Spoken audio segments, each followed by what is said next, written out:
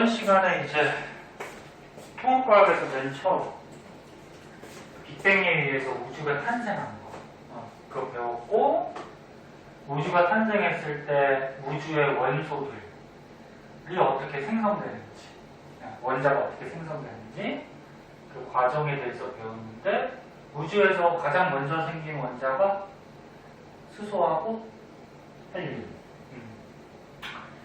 자, 그러면 저번 시간에 배웠던 빅뱅 우주론, 빅뱅 우주론이 현재 맞다라고 보고 있거든요. 그 맞다라고 그러면 증거가 필요하죠. 증거가 두 가지가 필요하죠. 첫 번째, 두 가지가 필요한 게 아니고 두 가지가 있는데, 첫 번째, 이건 저번 시간에 배웠어. 우주 배경 복사. 우주 배경 복사는 뭐였어? 맨 처음에 빅뱅 빵 터진 다음에 초기 우주는 입자가 굉장히 많았죠. 뭐 쿼크 전자 같은 이런 입자들이, 그치? 근데 시간이 지나면서 우주가 팽창을 하죠. 팽창을 하면서 이 입자들이 결합해가지고 이제 뭐가 만들어져? 빅뱅 후 38만 년이 지나면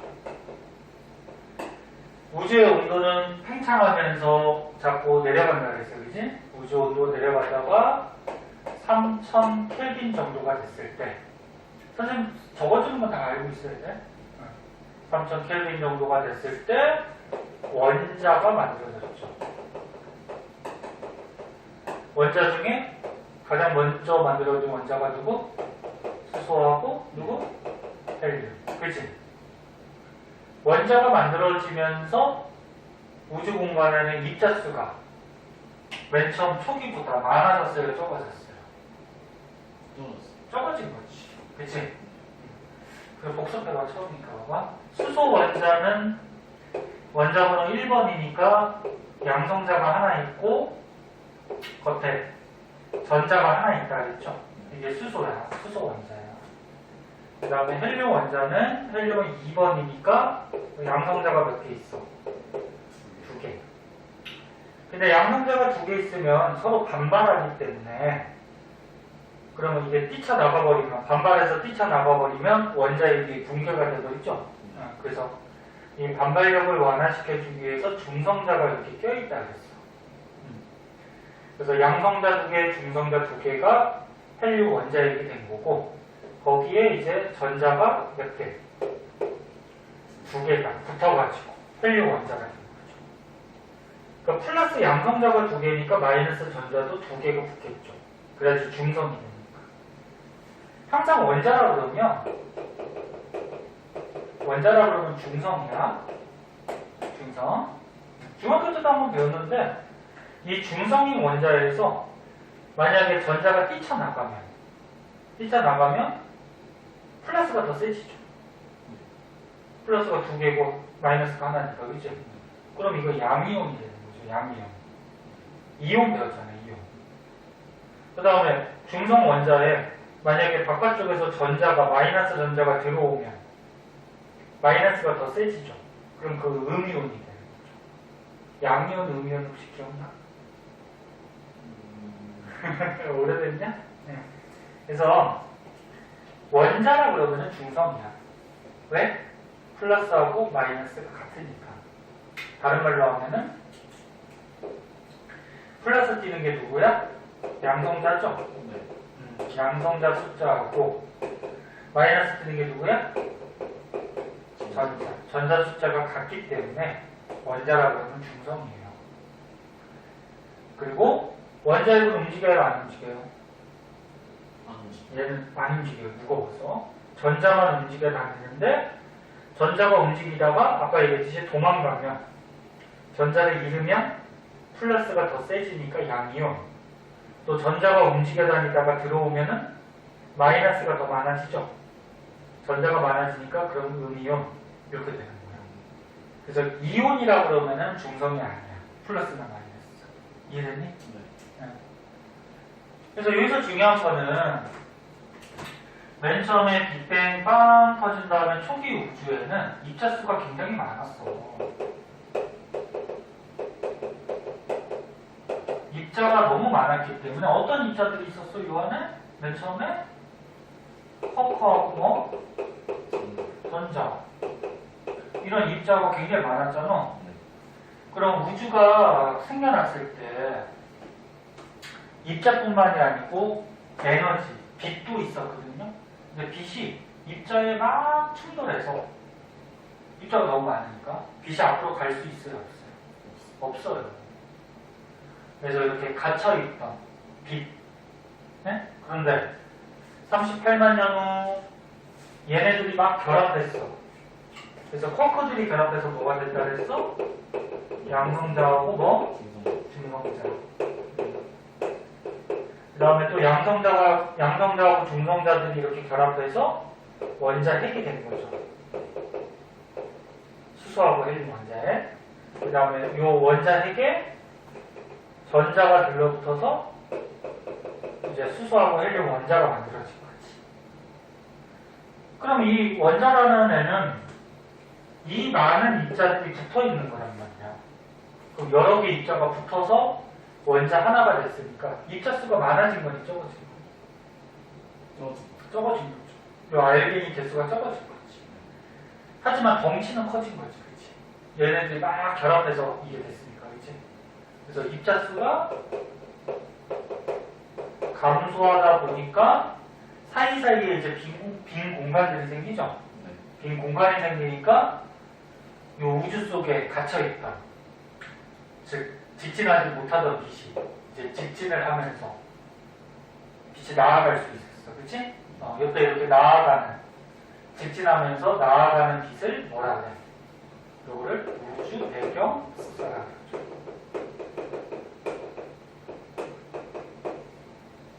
이거 빛이야, 그러니까 빛.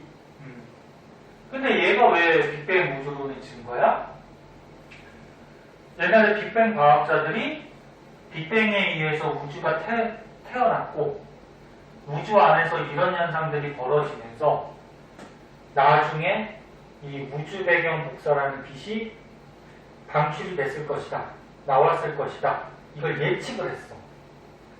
예측을 했는데 그 당시에는 이 우주를 관찰할 수 있는 기술이 없었어요. 그래서 이 우주 배경 복사 빛을 관찰을 못했는데 현재는 이제 인공위성, 뭐 WMAP 위성이나 이런 위성에서 이런 우주 배경 복사를 관찰할 수가 있어요. 그럼 현재 관찰이 됐다라는 건 뭐야? 옛날에 빅뱅 과학자들이 주장한 내용이 맞는 거죠. 현재 관찰이 되니까, 그치? 그럼 옛날에 말했던 내용이 맞다라는 거는 이걸 증거로 사용할 수가 있는 거지, 그치? 그래서 빅뱅으로 우주가 태어났다라는 증거 첫 번째 우주 배경 복사. 요거에 대해서 저번 시간에 배웠었고요. 그리고 오늘은 빅뱅 우주론의 증거 두 번째가 있는데 이거 지워도 되지? 저번 시간에 했던 거니까. 두 번째가 수소 헬륨의 질량비가 3대 1 이런 게 있어요. 이거 조금 어려워.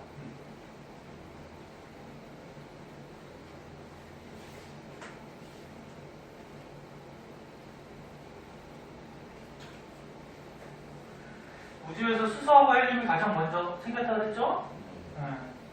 걔네들의 질량을 측정했더니 질량이 3대 1이더래. 우주의 그 수소 헬륨의 질량이 됐더니 그거 어떻게 측정하는지를 이제 배울 거야. 그건 배울 거고. 그러면 걔도 왜 증거가 될까? 빅뱅 과학자들이 그렇게 될 것이다 예측을 했는데 현재 그렇게 관측이 되는 거야. 그래서 얘도 증거가 되는 거야. 이해 안 되면 안 된다 그래? 그래서 빅뱅 우주론의 증거 두 번째, 수소하고 헬륨의 질량비가 몇 대면? 3대 1. 요게 이제 증거 두 번째야. 개수가 아니고 질량이야. 자, 그러면 이게 어떻게 된 거냐면 맨 처음에 빅뱅 빵 터졌을 때 쿼크 전자가 있었는데 쿼크들이 결합해서 뭐가 됐다 그랬어? 양성자하고 중성자가 됐다 그랬죠? 중성자, 양성자. 근데 우주 초기에는 얘네들의 개수가 거의 1대1. 거의 비슷한 개수가 우주에서 만들어졌어요. 쿼크들이 결합하면서. 그런데 시간이 지나면서 양성자 개수가 많아졌어요. 얘가. 그래서 양성자가 한 7배 정도. 책에 7대1로 나오니까 우리하고 순서를 좀 바꾸자.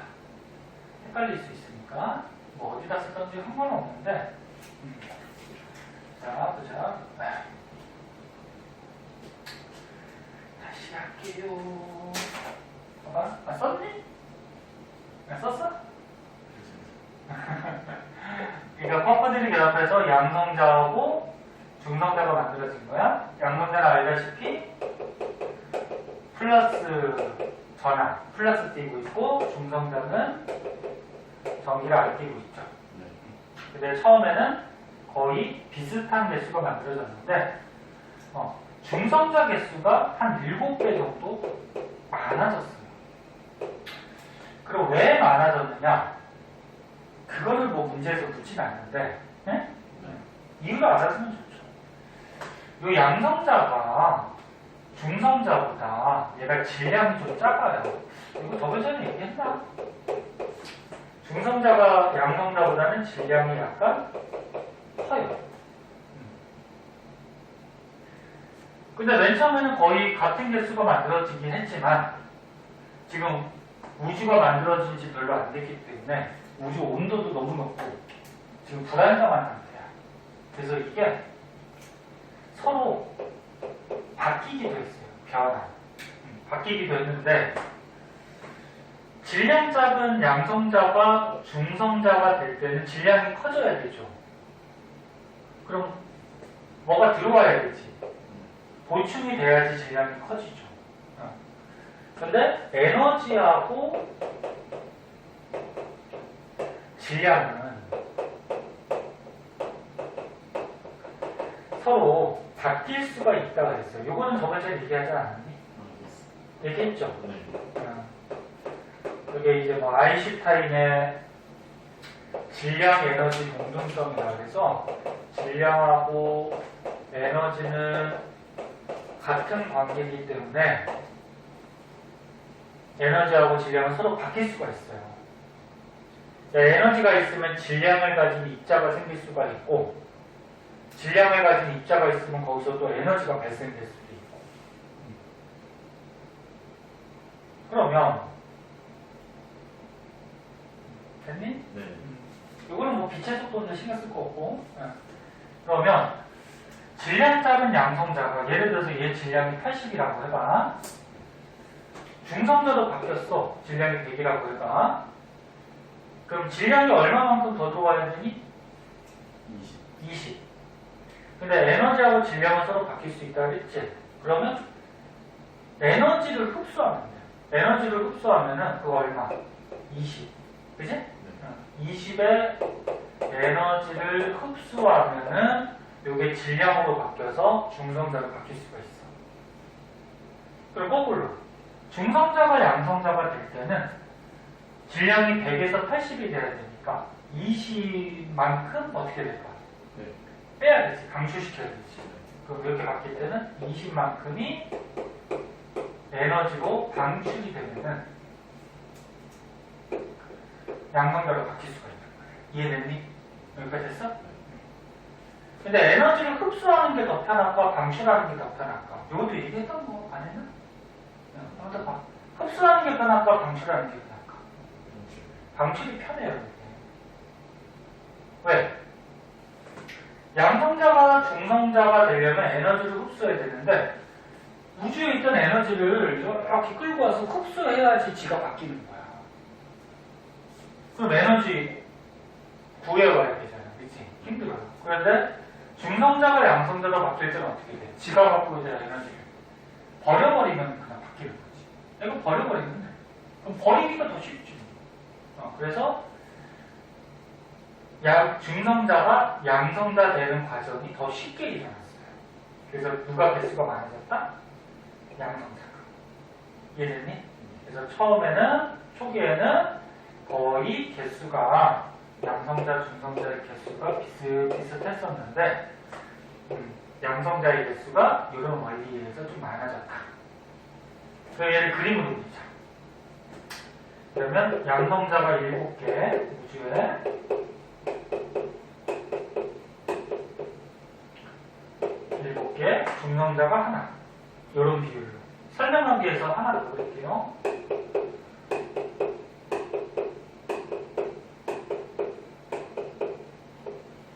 이렇게 하면은 14대 2니까 7대 1 맞지? 자, 여기서 이제 양성자하고 중성자가 만들어지고 그 다음 만들어진 게 원자 핵이죠. 근데 수소하고 헬륨 원자 핵이 가장 먼저 생긴 거지. 그 중에서 요거 양성자 2개랑 중성자 2개가 결합해서 헬륨 원자 핵이 만들어진 거야. 헬륨 원자 핵. 헬륨 아까 처음에 얘기했듯이 헬륨은 원자번호 2번이니까 양성자 몇 개? 2개. 응? 근데 얘가 반발이 있으니까 얘가 붕괴하지 않기 위해서 중성자가 중간중간에서 완화시켜준다 그랬죠. 이게 헬륨 원자핵이야. 그래서 헬륨 원자핵이 몇 개가 만들어졌니 지금? 여기다 쓸까? 헬륨 원자핵이 개수가 이렇게 결합해서 하나가 된 거죠. 한 개죠. 그러니까 양성자 2개, 중성자 2개 결합해서 헬륨 원자핵이 하나가 된 거야. 응?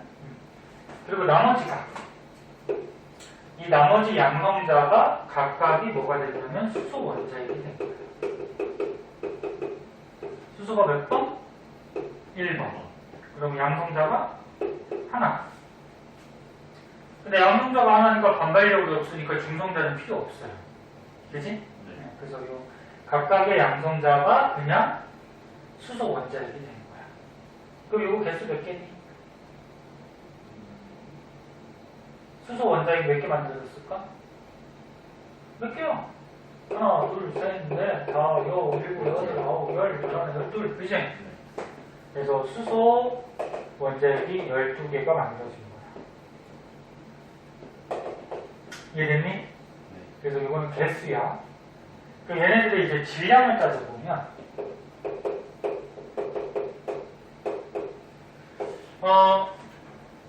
질량을 하나씩 갖거든요. 그럼 개수가 양성자가 12개니까 질량은 얼마나 12죠. 근데 헬륨은 개수는 하나지만 요 안에 입자가 4개 있으니까 질량은 4를 갖는 겁니다. 그럼 12대 4니까 약분하면 어떻게 돼? 3대 1. 그래서 수소하고 헬륨의 질량이 3대 1. 우주에 이렇게 갖게 될까라는 거예요. 근데 이거를 빅뱅 과학자들이 우주에서 이렇게 되면서 우주의 수소하고 헬륨의 3대 1의 비율로 우주에 존재할 것이다 예측을 했는데 현재 이거를 관측을 해보니까 진짜 3대 1이라는 거야. 그러니까 뭐야? 증거가 된 거죠. 어떻게 관측하는지 이제 뒤에서 배워. 이해됐니? 네. 그래서 이걸 그림으로 나타낸 거야. 다시 한번 보면은 처음에는 양성자하고 중성자의 개수가 거의 1대1이었죠. 네. 근데 누가 많아졌어? 양성자가 한 7배 정도 많아졌어요. 중성자보다. 그치? 근데 요게 결합해서 헬륨 원자핵이 하나가 된 거고 각각 양성자가 수소 원자핵이 된 거고 근데 질량을 따졌을 때 얘가 12개, 질량이 10이고 얘는 개수는 하나지만 질량은 4죠. 약분하면은 질량이 3대 1 수소하고 헬륨이. 이게 빅뱅 우주론의 증거 두 번째. 빅뱅 우주론의 증거 되게 중요하다. 이걸 꺼자. 다시 한번 물어보자. 빅뱅 우주론의 증거 뭐 있다고? 우주 배경 목사 또 수소 헬륨 질량. 수소 헬륨 질량비가 몇 대 몇? 3대 1. 3대 1. 개수가 아니야. 질량이야. 자, 그다음에 밑으로 가면은 이제 스펙트럼이라는 게 나와요. 이 스펙트럼을 왜 배우냐면은 아까 우주의 수소 헬륨의 질량비가 3대 1이라고 그랬잖아, 그치? 얘를 조사해야 될 거 아니야. 이 조사하는, 관측하는 방법을 배우기 위해서. 네? 자, 그 전에 이제 스펙트럼이라고 나오는데요.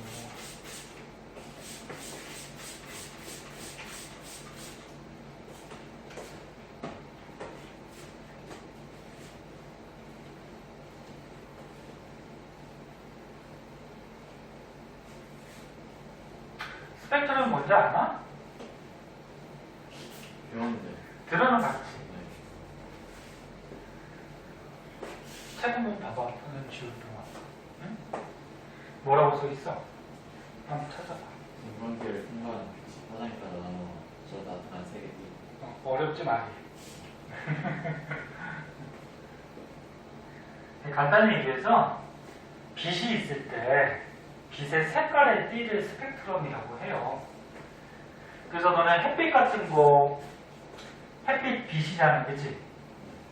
그 햇빛이 이제 프리즘 알아? 혹시? 프리즘 같은 거를 이제 빛을 나누는 그릇이라 해서 분광기라 그러거든? 이런데 프리즘 같은 데 통과하면 햇빛에 빨주노초 파남보 이렇게 색깔의 띠가 나와요. 무지개 알죠? 네. 무지개가 비 온 다음에 뜨잖아. 비가 온 다음에 공기 중에 수증기가 있어요. 빛이 들어가면은 물방울, 공기 중에 작은 물방울이 있어. 물방울이 있으면 빛이 들어가면 물방울이 프리즘 같이 분광기 역할을 해서 나올 때 빨주노초파남보 빛이 나눠지거든. 이렇게 색깔의 띠, 요거를 스펙트럼이거든. 그래서 햇빛이 빨주노초파남보 나눠졌다는 얘기는 햇빛 속에는 빨주노초파남보 빛이 섞여 있다는 얘기지. 무슨 말인지 알겠니? 네. 우리 히터 조금만 껐다 피자. 네. 안 춥지? 네. 선생님 덥다. 옷을 벗어야 돼.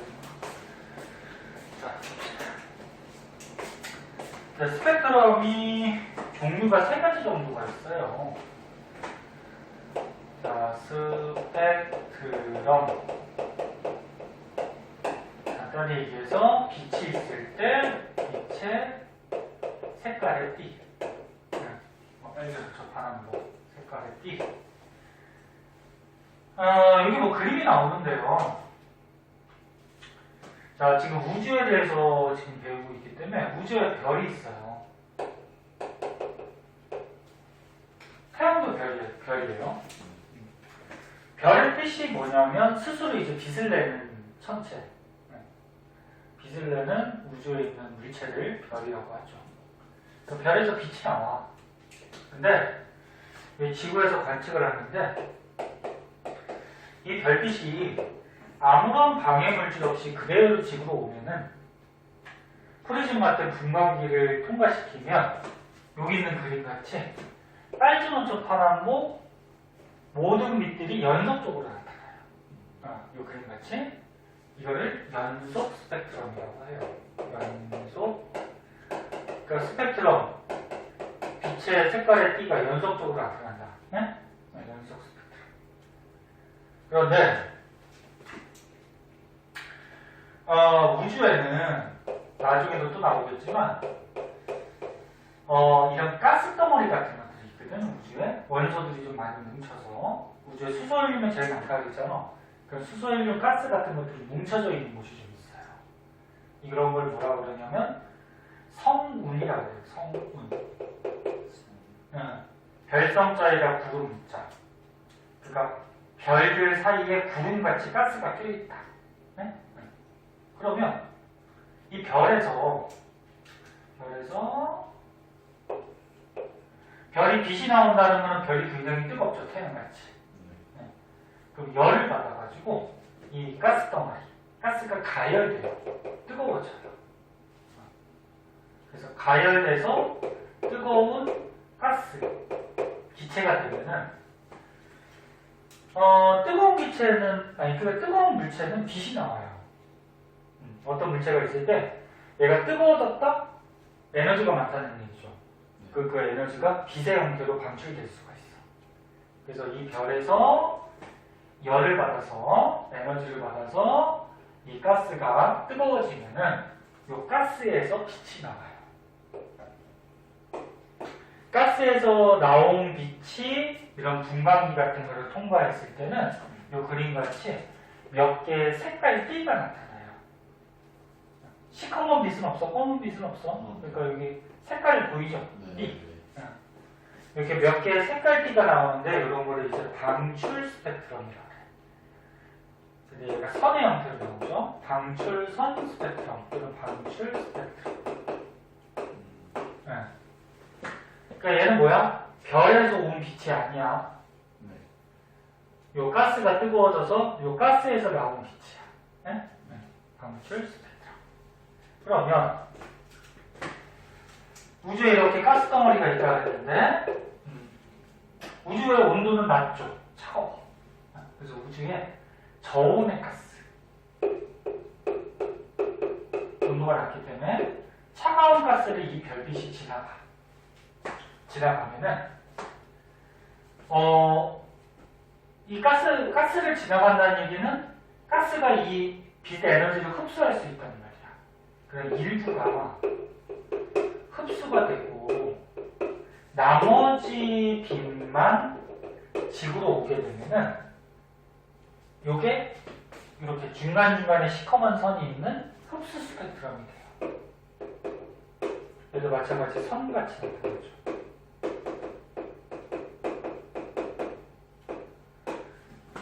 그러니까 별빛이 맨 처음에 갈 때는 태양도 별이잖아, 그치? 그럼 요 안에 이제 빨주노초 파란고 빛이 다 있어요. 빨주노초 파란고 우리 눈에 보이는 거를 가시광선이라 그래. 빨주노초 파란고가 다 있는데 얘가 우주의 온도가 낮은 가스를 지나다 보면은 이 가스에서 일부가 흡수가 되버린다. 그럼 빨주노초 파란고가 전부 다 나올 수 있을까 없을까? 없어요. 여기서 일부 흡수하니까, 그치? 그래서 여기서 흡수한 게 이렇게 시커먼 선. 시커먼 부분의 빛은 얘가 어떻게 하는 거야? 흡수한 거야. 그리고 나머지 빛만 어떻게 된 거야? 지구로 온 거죠. 그래서 관찰이 된 거지. 그래서 다시 볼게. 스펙트럼은 크게 세 가지. 별의 빛이 아무런 방해물질 없이 그대로 오게 되면은 빨주노초파란고 연속적인 띠가 나타나고, 그 다음에 별빛이 성운을 가열하게 되면은 이 가열된 성운, 뜨거운 성운에서 가스에서 빛이 나오면 방출 스펙트럼. 그 다음에 별빛이 우주의 차가운 가스 덩어리를 지나다 보면은 일부가 여기에 흡수되고 나머지가 오게 돼. 그래서 이렇게 검은색 흡수선이 나타나는데 이 검은 선을 흡수돼서 지구로 도달하지 못했다 그래서 흡수선이라 해. 그 검은 부분은 지구로 못 온 거야. 나머지만 와서 흡수 스펙트럼이 나타난다. 그런데 중요한 거는 우주에 있는 별들은 대부분 흡수 스펙트럼이 나타나요. 대부분의 별은 무슨 스펙트럼? 흡수 스펙트럼. 왜? 우주에는 이런 온도가 낮은 가스 덩어리가 많거든요.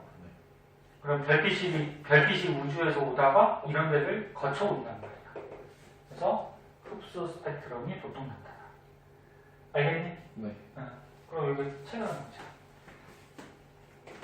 파장이라는 말이 좀 어려운데 이건 나중에 한번 가르쳐 줄게요. 지금 설명할 수도 있는데 설명해 줄까?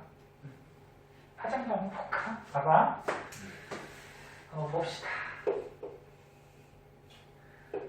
우리 눈에 보이는 빛을 뭐라고 해? 가시광선. 아니, 가능하다고. 보일 수 있죠. 보는 게 가능한 빛.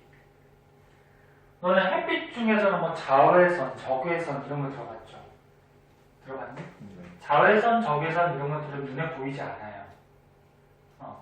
근데 빨주, 노초, 파란 뭐 이런 색깔 빛은 눈에 보여요. 그걸 가시광선이라고 그래. 근데 가시광선에서 이 책 왼쪽에 빨간색 나왔으니까 이거 볼까?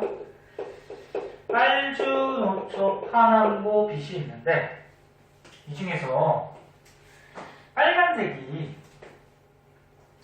빛도 파동이거든요. 좀 어려워. 빛도 파동인데 빨간색은 진동을 조금 해요. 이렇게. 진동을 조금 해요. 보라색은 진동을 많이 해요. 빛이. 그 누가 에너지가 더 세 보이니? 보라색. 그치. 진동을 막 하면 에너지가 세겠죠. 그래서 빨간색하고 보라색 중에서는 보라색 쪽이 에너지가 커요. 빨간색 쪽은 진동을 조금 하니까 에너지가 어때? 작아요. 그럼 파장이 뭐냐면 파동 중학교 때 한번 배웠던 것 같은데 파동에서 이 가장 높은 데를 마루라고 그러거든요. 이 마루에서 마루까지의 거리 또는 가장 낮은 데를 골이라고 하거든. 이 골에서 골까지의 거리 이걸 파장이라고 해. 그럼 얘는 마루에서 마루 골에서 골 이게 파장이야. 응? 그럼 빨간색은 파장이 길어요, 짧아요? 길어요. 길어요. 얘는 파장이 길어요. 그러면 보라색은 파장이 짧아요. 짧죠.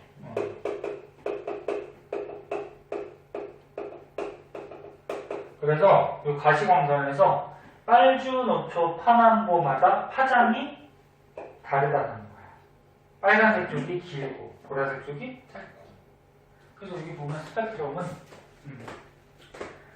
자, 스펙트럼은 분광기를 통과한 빛이 파장에 따라 나누어져 나타나는 색깔의 띠. 자, 가시광선 빛마다 파장들이 다르죠? 네. 파장이 길고 짧고, 그지? 요 파장별로 나눠져서 나타나는 이 색깔의 띠. 이거를 스펙트럼. 스펙트럼 종류는 아까처럼 얘기했듯이 연속 스펙트럼, 방출 스펙트럼, 흡수 스펙트럼이 있는데 연속 스펙트럼은 모든 파장, 빨주노초 파란고 모든 파장이 이렇게 연속적으로 나타나는 거. 대표적으로 베겔등, 그 전구 알죠, 전구. 베겔등에서 빛이 나왔을 때 걔를 프리즘 같은 분광기를 통과시키면 모든 색깔이 나와요. 네? 그 다음에 방출 스펙트럼은 방출선이, 그러니까 이렇게 몇 가지 띠가 나타나. 그러면 몇 가지 띠가 이렇게 나타난다는 얘기는 몇 가지 띠만 나타나. 그럼 아까 뭐라 그랬어? 이 뜨거워진 가스에서 여기에 해당하는 에너지만 지구로 보낸다는 얘기지. 이해되네? 나머지 부분은 얘가 보낸 게 아니야. 네? 그러니까 이 뜨거워진 가스에서 여기에 해당하는 에너지만 방출이 되는 거야. 네? 그래서 여기 이런 말 써있죠? 아까 설명한 거. 뜨거운 별 주위에 에너지를 얻고 가열된 기체, 이거. 가열된 기체가 빛이 나와요. 여기서 뜨거워졌으니까 빛이 나와. 그게 찍힌 거. 그 다음에 이제 흡수 스펙트럼은 검은색 흡수선이 나타나는 거. 중간중간에 이렇게 검은 선. 그럼 이 검은 선은 중간에 이 온도가 낮은 저온의 가스에서 흡수하니까 지구로 못 왔다 그랬죠. 그래서 별빛이 저온의 기체를 통과할 때 흡수가 되버린 거야. 검은색 부분은. 그리고 남은 빛만 지구로 온 거죠. 이해됐니? 근데 대부분의 별은 지구에서 관찰하면 무슨 스펙트럼이 관찰된다? 흡수. 흡수 스펙트럼 관찰된다. 무슨 말 알겠니? 이거 알아두셔야 되고요. 피곤해? 아니요. 괜찮아? 그럼 바로 이어서 보자. 피곤할 때 얘기해. 잠깐 쉬었다 하면 되니까. 피곤하다고 말하고 싶은데 그런 거 아니야? 자, 오른쪽 페이지를 먼저 보자. 자, 오른쪽 페이지를 먼저 보시면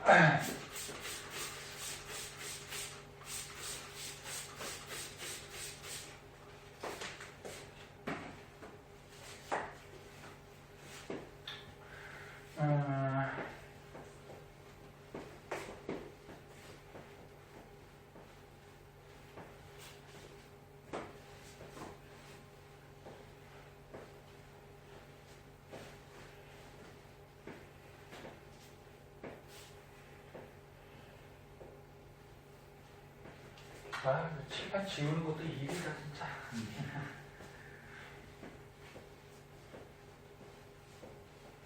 옛날에 선생님이 학창 시절에 학원 다닐 때는 큰 학원들은 이게 선생님들이 필기를 다 끝내면 아르바이트생을 고용을 해서 옆에 앉아 있다가 필기 다 끝났지? 그럼 이제 이게 싹 지워주는 학생이 또 있었어요. 진짜로? 아르바이트를 시킨 거지. 근데 선생님이 지워도 되는데 옛날에는 그런 아르바이트도 있었어. 근데 뭐 선생님이 이렇게 하는 게 좋죠. 자, 그럼 여기 한번 보시면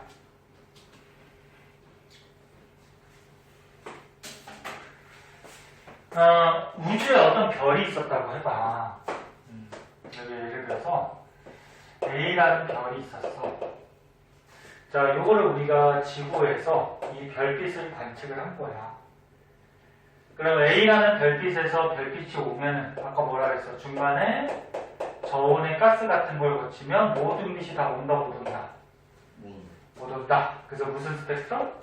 흡수 스펙트럼이 관찰이 돼요. 그랬더니 예를 들어서 우주의 A별에 흡수 스펙트럼을 관찰했더니 이렇게 중간중간에 검은 선, 흡수선이 나타났다고 하자. 네? 그리고 지구에서 어떤 원소에 예를 들어서 수소라는 원소가 있어. 원소의 스펙트럼을 관찰했대. 이 관찰하는 방법이 있는데 여기까지 자세히 설명하면 너무 깊이 들어가서 어려워서 원소가 있는데 원소에서 스펙트럼이 관찰될 때는 방출 스펙트럼이 나와요. 어떻게 방출 스펙트럼이 나오는지 조금 이따 얘기해 줄게. 일단은 그래서 다시 한번 얘기하면 우주에 있는 별들은 흡수 스펙트럼으로 지구에서 관측이 되고 뭐 지구에 있는 원소들의 스펙트럼을 찍으면 방출 스펙트럼이 보통 찍혀요. 그러면 뭘 말하고자 하냐면은 우주 A별의 별빛을 관측했더니 중간중간에 이렇게 흡수선, 검은 선이 나타났대. 근데 지구에서 수소 원소의 스펙트럼을 관측했더니 방출 스펙트럼 나온다 했지. 빨간색, 뭐 파란색 요 위치에 방출 스펙트럼이 나오더래. 그럼 요 사실을 보고서 우리가 뭘 할 수 있냐면 이 별은 수소로 되어 있다는 거야. 수소로. 그러니까 별이 수소로 되어 있기 때문에 그 수소에 나온 빛 부분이 이렇게 뭐 흡수선이 나오는 거야. 그래서 여기 보면은 이런 말이 써 있을 거야. 별빛의 흡수 스펙트럼을 관측하고 요거 그 다음에 원소들의 방출 스펙트럼을 관측했을 때 이걸 비교해보면 일치하지. 그치? 이 위치가 일치하면은 이 별은 뭘로 돼 있다? 수소로 돼 있다. 그래서 여기다 다시 한번 써줄게. 그럼 봐봐. 자, 결론 다시 한번 써줄게. 별빛의 흡수 스펙트럼과 그 다음에 지구에도 수소라는 원소가 있을 거 아니야, 그지? 원소의 무슨 스펙트럼? 방출 스펙트럼이 어떻게 하면? 일치하면 배치하면 어떤 결론을 얻을 수 있다? 이 별은 이 원소로 돼 있다는 거지. 네? 이 별을 뭐라고 쓸까? 이루는 원소를 알 수 있다. 그러니까 방금 얘기했듯이 A별의 별빛을 관측했을 때 수소라는 원소하고 스펙트럼이 똑같아. 위치가 맞죠? 그럼 이 A라는 별은 무슨 원소로 돼 있다? 수소라는 원소로 돼 있다. 이렇게 알아야 되는 거죠. 이해됐니? 더 자세한 원리까지는 알 필요는 없어요. 그럼 고등과정을 넘어가서. 그리고 또 한 가지는 이 별빛의 스펙트럼을 관찰했을 때 이 시커먼 흡수선이 만약에 넓어, 위치는 맞아요. 위치는 맞는데 넓어. 넓다라는 거는 이 별에 이 수소라는 원소가 많이 들어있다. 이렇게 우리가 알 수가 있어. 그래서 여기 밑에 보면 흡수선의 선폭을 비교하면, 그러니까 선의 이 폭, 이 검은 선 폭을 보면은 이 별 안에 원소가 얼마나 많이 들어있는지 이걸 알 수가 있다는 거예요. 그래서 우주의 별들을, 대표적인 별들이나 이런 별들을 지구에서 관측을 했더니 우주에 실제로 제일 많은 게, 별들하고 제일 많은 게 수소하고 헬륨이더라. 그리고 얘네들의 선폭을 비교하면은 그 안에 들어있는 질량까지 알 수 있다고 했지. 근데 질량이 3대 1을 우주의 별들이 같다. 우주에는 별 말고 행성들도 있지만 별이 질량의 대부분을 차지하거든. 너는 우리 태양 같은 경우에도 태양이 있고 이제 수금지와 목토천의 행성들이 있는데, 이 태양계의 99.8% 질량을 차지해요. 태양이 엄청나게 큰 거지. 우리 지구는 거의 점이야, 점. 질량 거의 0.1%도 안 돼요. 요 나머지 0.2%도 거의 목성이 차지해요. 목성이 질량이 크잖아요. 굉장히 크고. 그래서 다시 한번 보면 우주는 대부분 질량이 별들이 차지하고 있고, 별들하고 원소의 스펙트럼을 비교해서 별의 원소를 알아냈고, 그랬더니 우주에 수소하고 헬륨이 가장 많고, 근데 질량이 얼마? 3대 1 정도를 우주의 별들이 차지하고 있더라. 이렇게 해서 관측한 거야. 그럼 그 전에 주장했던 빅뱅 과학자들의 말이 맞아요, 틀려요? 맞죠? 관측이 됐으니까, 그지? 그래서 그게 증거라는 거예요. 두 번째 그림은 뭐 이거죠? 예를 들어서 B별을 관찰했는데, B별의 흡수 스펙트럼이 이렇게 나왔어. 근데 지구에서 탄소라는 원소의 스펙트럼을, 방출 스펙트럼 관찰했더니 이렇게 나왔대. 일치하지? 그 이별은 뭘로 돼 있다? 탄소. 그렇지, 탄소로 돼 있다. 이런 식으로 말하는 거야. 이해됐니? 네. 그러면 나머지 하나는 이제 앞으로 가면은 저기가 나와요. 뭐가 나오냐면 원소들은 왜 방출 스펙트럼이 나올까? 네? 요거에 대해서 알아볼게요.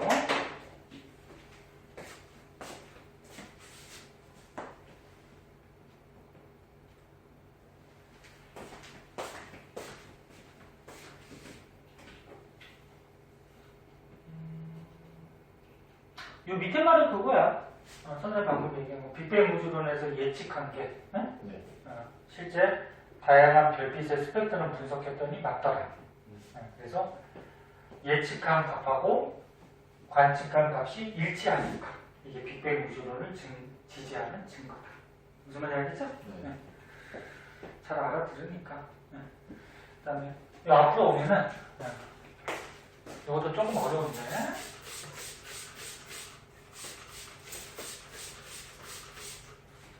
할만해? 응? 진짜? 아예 못할 정도는 아니지?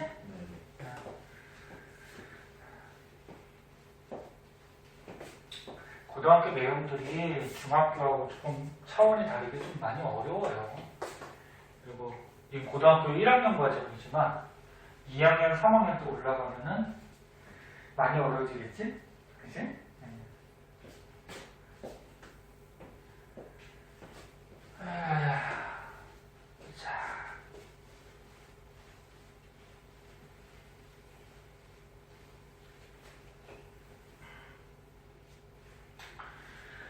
자, 요거는 지금 원자, 원소 안의 구조를 이렇게 좀 나타내는데, 볼게요. 말하나.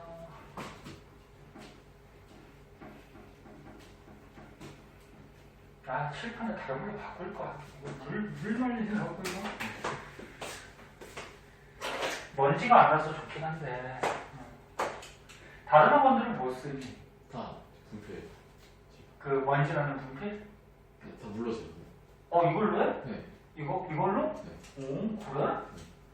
얘는 탄산 분필을 쓰지 않아? 그 가루나는 분필 알지? 네, 학교 갔어요. 학교에서. 학교에서는 그거 쓰니? 네. 학원에서 이거 써 선생님 같이? 네. 그래? 이거 쓰는 학원도 별로 없는데. 보드마카 쓰는 데도 있고.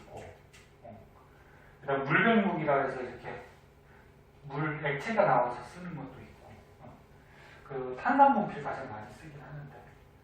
근데 그 먼지가 날려서 금방 지워지긴 하는데 먼지가 날리니까. 자, 보자. 원소. 여기에서 이제 스펙트럼. 원소들이 스펙트럼이 나올 때는 무슨 스펙트럼 나온다? 했잖아. 아니, 수소나 헬륨 같은 원소들에서 스펙트럼. 무슨 스펙트럼? 흡수. 선. 무슨 방출 스펙트럼이라고 하지. 네. 맞아? 네. 우주의 별들은 대부분 흡수 스펙트럼. 원소는 방출. 방금 했잖니. 듣고 있어? 네. 자, 그럼 이게 어떻게 나오냐? 자, 원소 가운데 보면 원자 핵이 있죠. 그리고 겉에 전자들이 있잖아. 근데 전자들이 막 돌아다니는 게 아니고요. 전자가 이렇게 움직여 다니는 공간이 있어요. 이거 바깥쪽에 또 있고.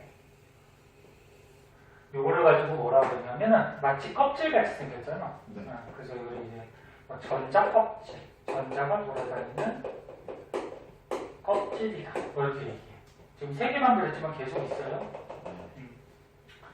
그런데 전자가 이 안쪽에 있을 때하고 이 바깥쪽에 있을 때하고 얘네들의 에너지가 조금 달라요. 바깥쪽으로 갈수록 바깥쪽으로 이렇게 가면 갈수록 전자들의 에너지가 커져요.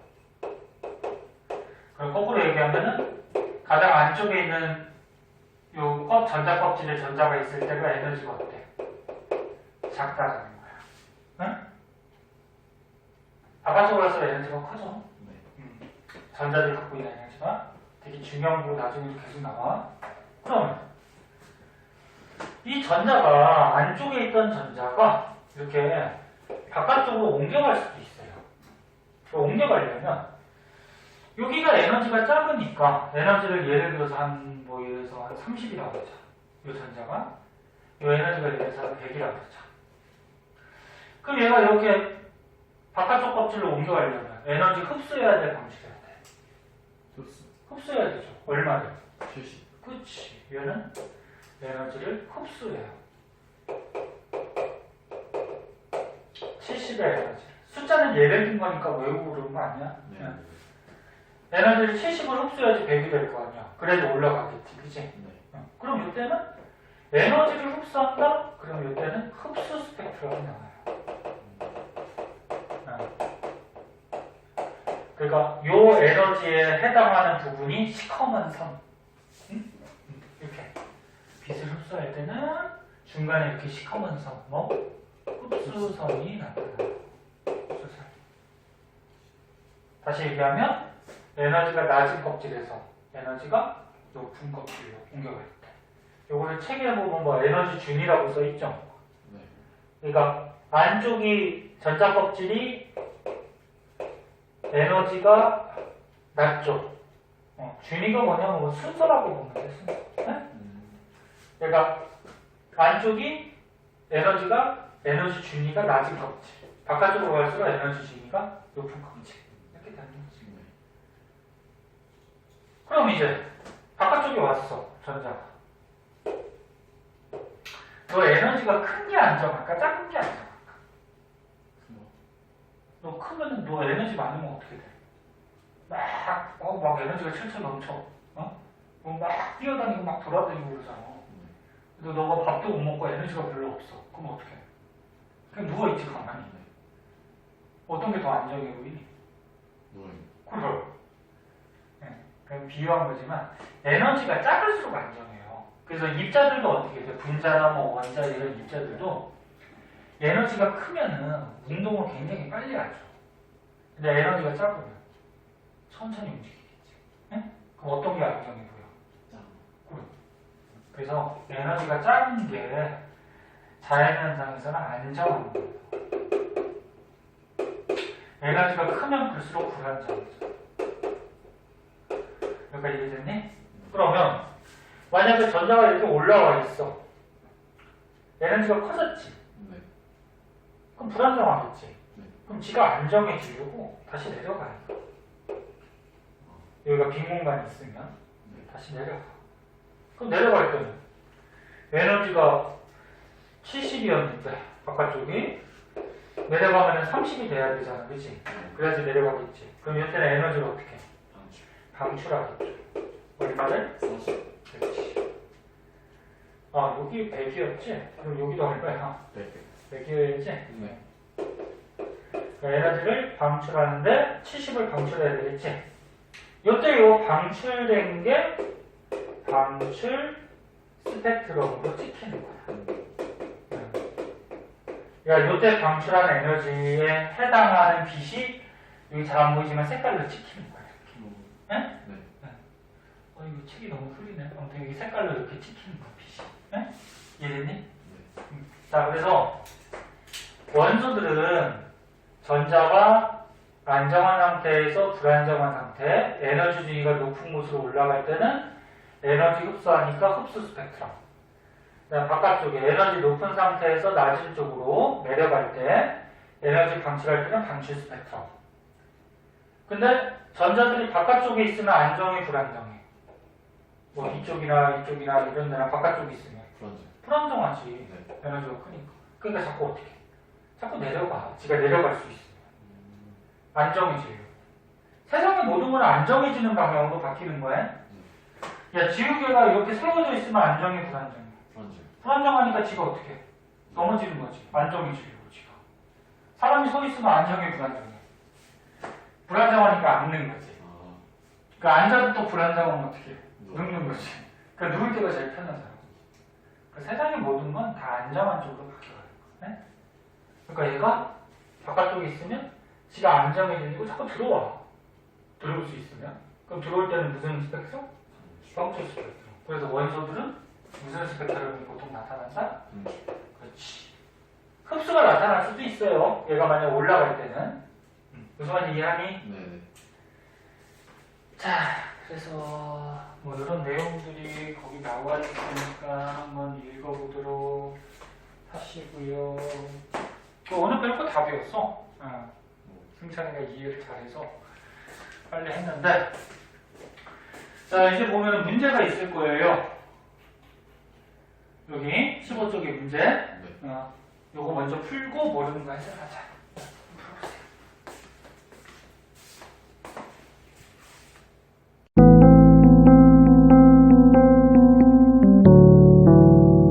구독과 좋아요 꾹꾹.